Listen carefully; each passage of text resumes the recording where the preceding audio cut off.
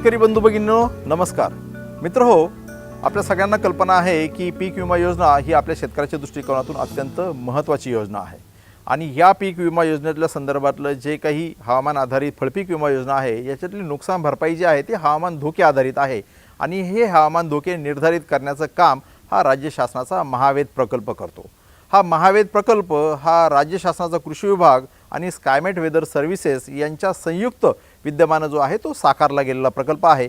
आणि या प्रकल्पाच्या माध्यमातून राज्यातील प्रत्येक महसूल मंडळात असे जवळपास 2105 महसूल मंडळामध्ये स्वयंचलित हवामान केंद्राची उभारणी करण्यात आलेली आहे. या स्वयंचलित हवामान केंद्राच्या माध्यमातून कमी तापमान, जास्त तापमान, कमी पाऊस, जास्त पाऊस, आर्द्रता, त्याचबरोबर वारे, वेगाचा वारा, त्याची दिशा आणि वेग याची माहिती जी आहे ती संकलित केली जाते. या संदर्भामध्ये शेतकऱ्याच्या मनामध्ये किंवा सामान्य माणसाच्या मनामध्ये खूप मोठ्या प्रमाणामध्ये शंका या असू शकतात. तर आजच्या या कार्यक्रमामध्ये आपण स्वयंचलित हवामान केंद्र याविषयी सखोल तांत्रिक माहिती घेणार आहोत. आणि माहिती देणारे तज्ज्ञ आहेत श्रीयुत अनिल साळुंके, जे कृषी उपसंचालक सांख्यिकी म्हणून काम पाहतात. साळुंके साहेब, हा महावेद प्रकल्प काय आहे आणि तो केव्हा सुरू झाला? महाराष्ट्र शासनाने कृषी विभागामार्फत सार्वजनिक खाजगी सहभागी तत्वावर Skymet weather services private limited यांच्या सहकार्याने 2017 पासून हा महावेद प्रकल्प राज्यामध्ये सुरू केला. आणि आज पावेतो महाराष्ट्र राज्यातील महसूल मंडळामध्ये 2105 ठिकाणी स्वयंचलित हवामान केंद्र कार्यान्वित करण्यात आलेले आहेत. साळुंके साहेब, हे प्रधानमंत्री पीक विमा योजनेच्या माध्यमातून आतापर्यंत किती शेतकऱ्यांना आणि सर्वसाधारण किती रकमेची विमा नुकसान भरपाई देण्यात आली? आतापर्यंत राज्यातील 2.14 कोटी शेतकऱ्यांना जवळजवळ 14,790 कोटी रुपयांचं वाटप या योजनेमार्फत करण्यात आलेलं आहे. हवामान आधारित फळपीक विमा योजनेमध्ये महावेद प्रकल्पांतर्गत प्राप्त आकडेवारीचा उपयोग कसा करून घेतला जातो या संदर्भात माहिती देत आहेत श्रीमती पल्लवी देवरे. देवरे मॅडम, नमस्कार. नमस्कार.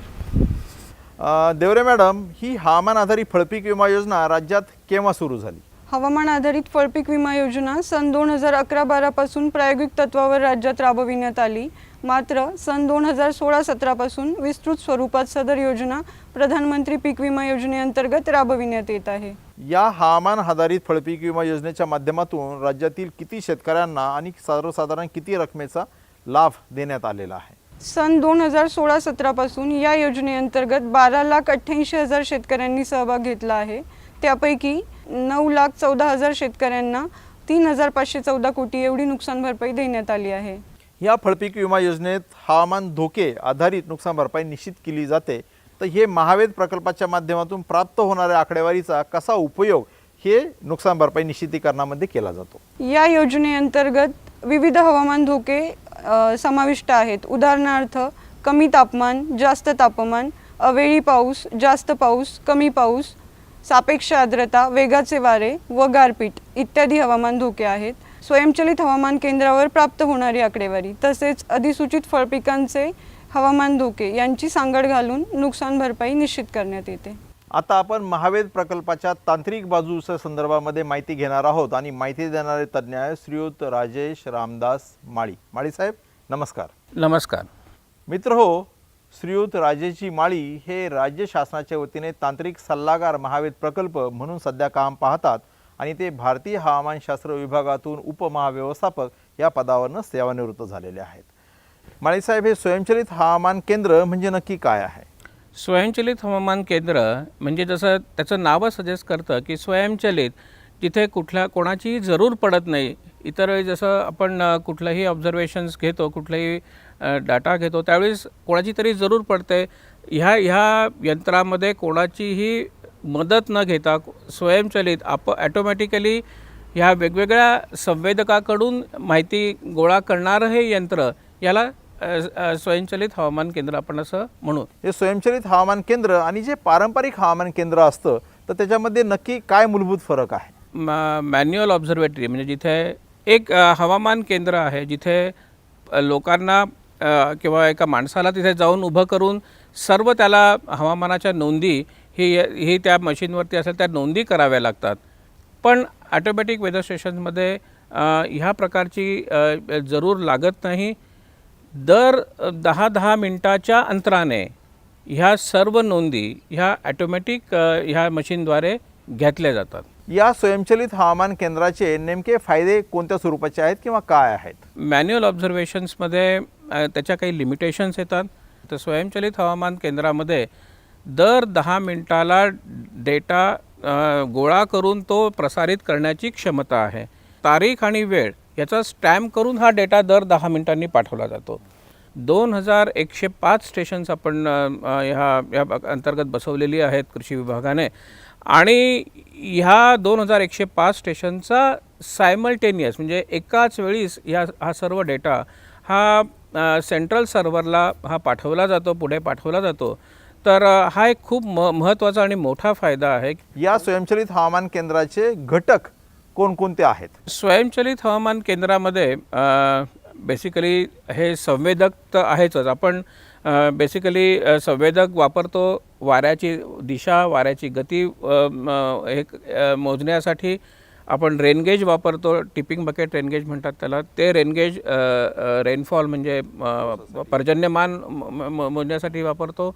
आणि तिसरा जो आहे तो टेम्परेचर आणि ह्युमिडिटी म्हणजे तापमान आणि सापेक्ष आर्द्रता याच्यासाठी आपण हे संवेदक वापरतो. या संवेदकाशिवाय या संवेदकाकडून येणारी माहिती ही एका बॉक्समध्ये गोळा केली जाते. त्या बॉक्सला आपण प्रोसेसर म्हणतात किंवा त्याला डेटा लॉगर हे कुठल्याही ऑटोमॅटिक वेदर स्टेशनचं हार्ट असतं, जिथे या संवेदकापासून आलेली सर्व माहिती ही गोळा केली जाते आणि गोळा केलेली माहिती प्रोसेस होऊन किंवा त्याचं फर्स्ट हँड फिल्टरिंग होऊन ती माहिती ही प्रसारित केली जाते. तिसरा जो घटक जो मला हे वाटतो की हे सर्व ऑटोमॅटिक वेदर स्टेशन हे सोलर पॉवर बेस्ड आहेत. म्हणजे कुठल्याही मेन्स पॉवर इथे लागत नाही. सूर्याची शक्ती जी आहे ती इलेक्ट्रिसिटीमध्ये कन्व्हर्ट करून त्याच्यावरती हे हवामान केंद्र जे आहे हे स्वयंचलित हे चालतं. आणि चौथी जी आहे ती त्याची GPS अँटिना, ज्याच्यामधून हा सर्व डेटा प्रसारित सेंट्रल सर्व्हरला होतो. आणि हे मला असं वाटतं की ऑटोमॅटिक वेदर स्टेशनचे महत्त्वाचे घटक आहेत. माळी साहेब, या स्वयंचलित हवामान केंद्राच्या माध्यमातून नेमक्या कोणत्या हवामान घटकांची माहिती संकलित केली जाते? याच्यामध्ये मी जसं सांगितलं की जे सेन्सर्स आहेत, संवेदक आहेत, तर त्यातला पहिला आणि महत्त्वाचा जो सेन्सर्स आहे तो रेनफॉलचा. दर मिनिटाला कंटिन्युअस रेनफॉल मेजरमेंट्स म्हणजे प्रत्येक जसा जसा पाऊस पडेल त्याची नोंद करत जाणं कंटिन्युअसली. याच्यासाठी एक टिपिंग बकेट रेनगेज म्हणजे सीसॉची जी अरेंजमेंट आहे, वजन जिथे जास्त होतं तिथे ते खाली जातं आणि त्यावेळी नेमकं दुसरं जे रिकामं भाग असतो सीसॉचा तो वरती येतो, तिथे वजन झालं की ते खाली जातं. तर ह्या पद्धतीची अरेंजमेंट्स करून एक टिपिंग बकेट रेनगेज हा एक महत्त्वाचा सेन्सर पर्जन्यमान मोजण्यासाठी वापरला जातो. दुसरा महत्त्वाचा म्हणजे वाऱ्याची दिशा आणि वाऱ्याची गती. वारा त्या स्टेशनसाठी कुठल्या दिशेने येतो आहे आणि त्या वाऱ्याची गती किती आहे, तर हे दर सेकंदाला याचं ऑब्झर्वेशन्स होतं आणि याची नोंद केली जाते. आणि त्याचा जो संवेदक आहे तो ह्याला म्हणतात अल्ट्रासॉनिक विंड सेन्सर. तर याच्यामध्ये कुठलेही कन्व्हेन्शनल पार्ट्स नाही आहेत, त्याच्यामध्ये कुठलेही मूविंग पार्ट्स नाही आहेत.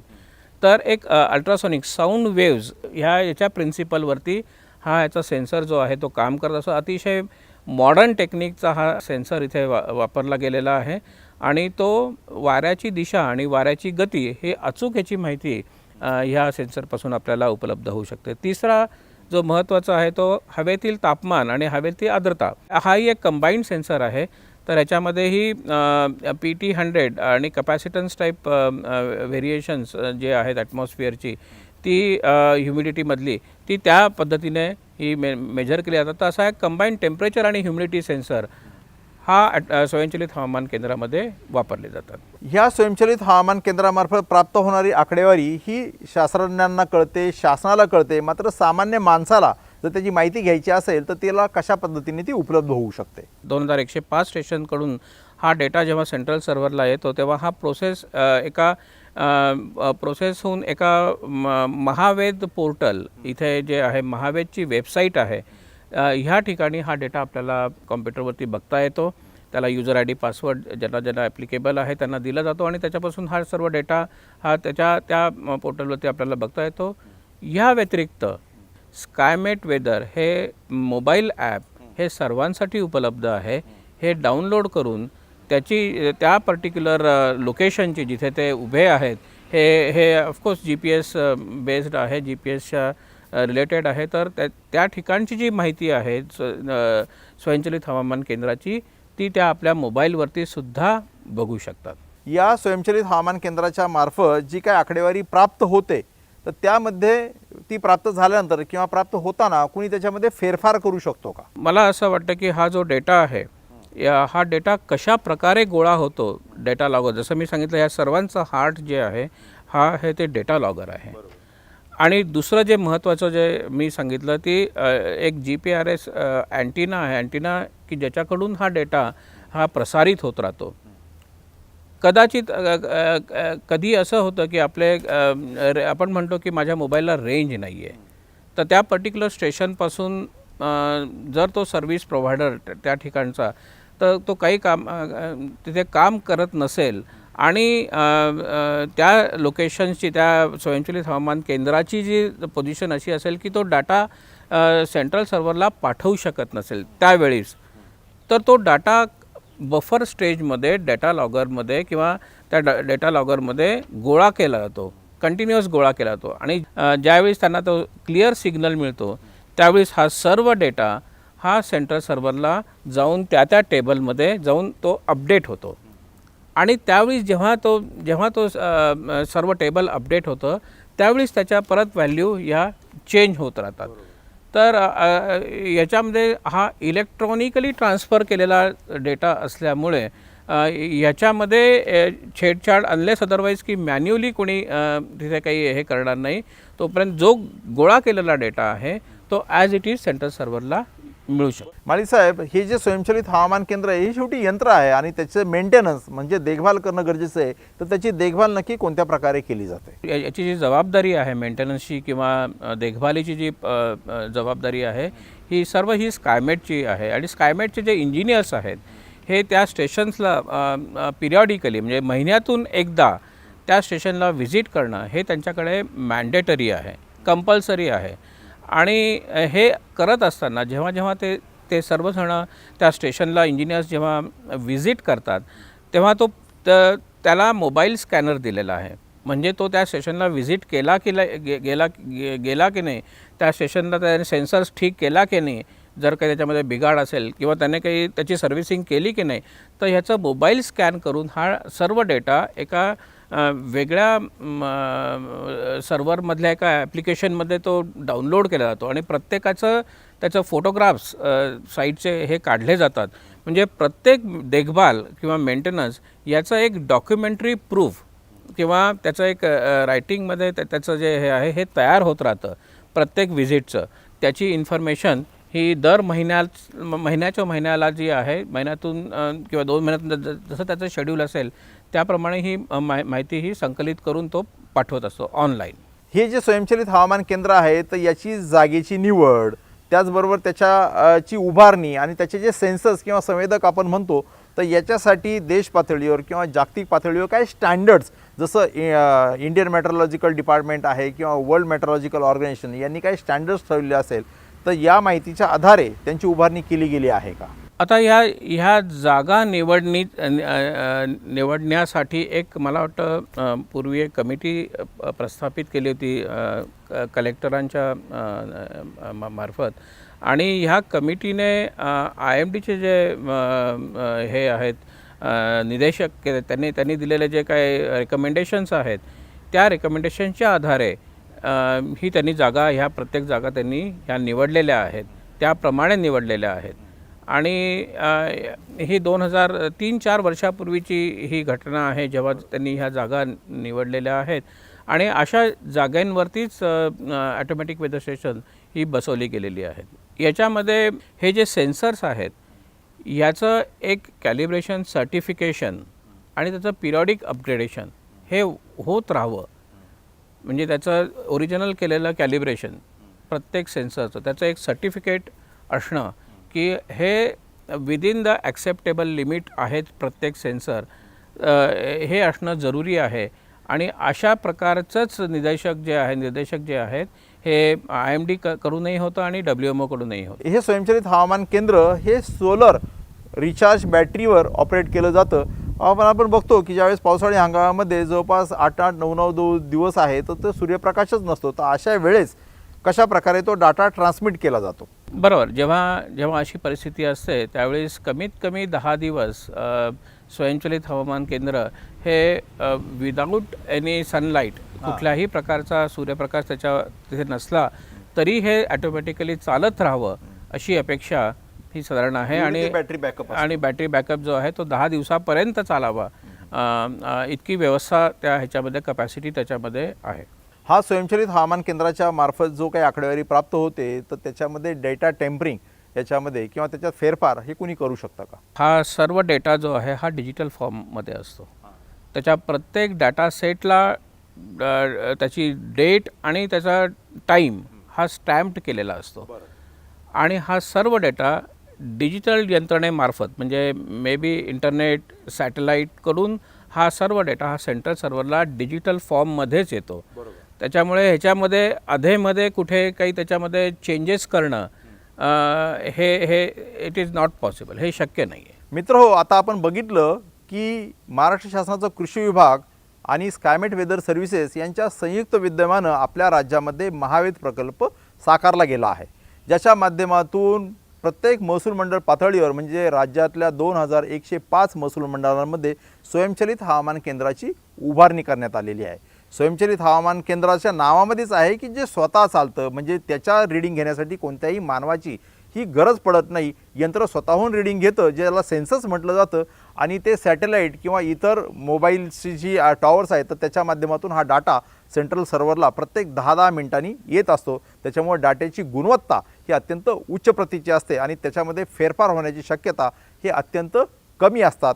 आणि या माध्यमातून आपल्याला कमी पाऊस, जास्त पाऊस, कमी तापमान, जास्त तापमान, सापेक्ष आर्द्रता, वेगाचे वारे आणि त्याची दिशा अशा विविध हवामान घटकांची माहिती आपल्याला प्रत्येक 10-10 मिनिटांनीही प्राप्त होत असते. आणि या आकडेवारीच्या आधारेच हवामान आधारित फळपीक विमा योजनेतील नुकसान भरपाई, नैसर्गिक आपत्ती, त्याचबरोबर कीड रोगाच्या संदर्भामध्ये शेतकऱ्यांना आगामी संदेश देणं अशा विविध प्रकारे ह्या आकडेवारीचा उपयोग जो आहे तो करून घेतला जातो. अशा ह्या महत्त्वपूर्ण प्रकल्पामध्ये याच्यात सगळ्यात महत्त्वाचं जे आहे ते स्वयंचलित हवामान केंद्र, आणि या स्वयंचलित हवामान केंद्राच्या संदर्भामध्ये आज आपण सविस्तर माहिती घेतलेली आहे. त्याबद्दल या ठिकाणी येऊन माहिती दिल्याबद्दल राज्याचे कृषी उपसंचालक सांख्यिकी श्रीयुत अनिल साळुंके, त्याचबरोबर कृषी उपसंचालक फलोत्पादन श्रीमती पल्लवी देवरे आणि राज्य शासनाचे महावेद प्रकल्पाचे तांत्रिक सल्लागार श्रीयुत राजेश माळी यांनी या ठिकाणी सखोल माहिती दिलेली आहे. त्याबद्दल आपल्या सर्वांच्या वतीने त्यांचा या ठिकाणी आपण आभार व्यक्त करूया. धन्यवाद.